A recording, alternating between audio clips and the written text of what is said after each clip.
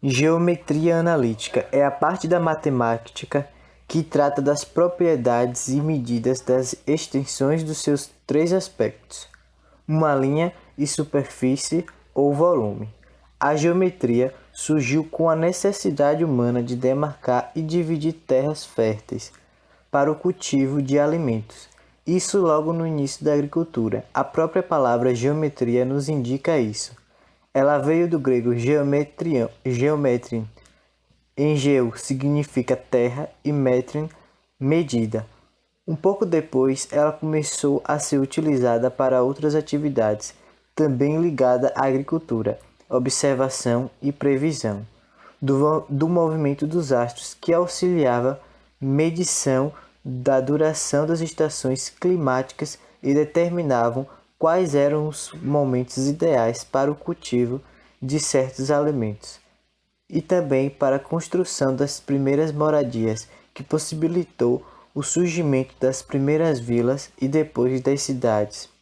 Os primórdios e a geometria eram uma ciência empírica, ou seja, não se guiava por critérios científicos, mas sim por mera observação, o que não permite a obtenção de resultados precisos, apenas aproximados.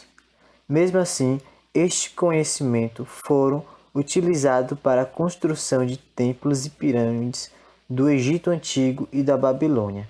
O aprimoramento da geometria como uma ciência exata teve início na Grécia com Tales de Mileto, que viveu entre os séculos 7 e 6 a.C. e teve continuidade na escola pitagórica Platão e Euclides de Alexandria, entre outros. Geometria como ciência dedutiva foi criada pelos gregos, mas apesar do seu brilhantismo, faltava operacionalidade à geometria grega. Isto só iria ser conseguido mediante a álgebra como um princípio unificador. Os gregos, porém, não eram bons em álgebra. Mais do que isso, somente no século XVII a álgebra estaria razoavelmente aparelhada para uma fusão criativa com a geometria. O fato de haver condições para uma descoberta não exclui o toque de genialidade de alguém. E no caso da geometria analítica, fruto dessa fusão, o mérito não foi de uma pessoa só.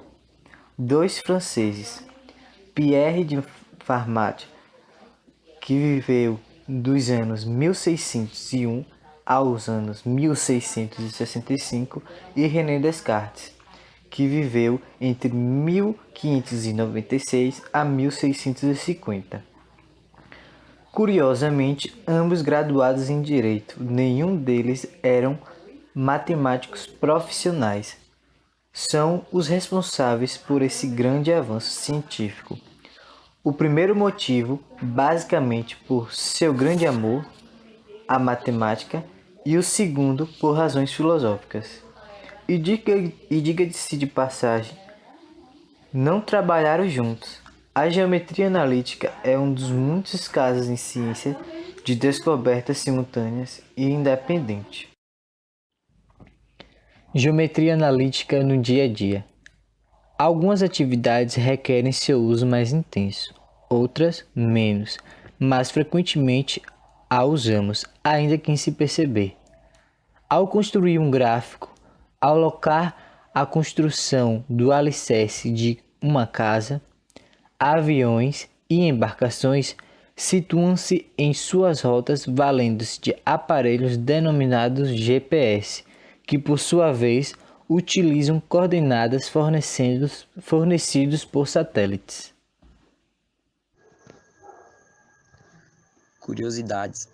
A geometria nos permite o uso dos conceitos elementares para construir outros objetos mais complexos, como pontos especiais, retas especiais, planos dos mais variados tipos, ângulos, médias, centros de gravidade de objetos e etc. Talvez a criação mais famosa de René na matemática ocorreu quando ele estava na cama observando uma mosca voar, e percebeu que toda posição ocupada pela mosca poderia ser determinada pela intersecção de três planos ortogonais, paralelos à face do quarto. Com isso, ele desenvolveu o sistema de coordenadas utilizados até hoje para produzir gráficos bidimensionais e tridimensionais. Esse princípio levou ao desenvolvimento de uma geometria baseada em suas próprias observações, a geometria analítica. Construída no século 25 a.C., a pirâmide de Kéops é considerado o maior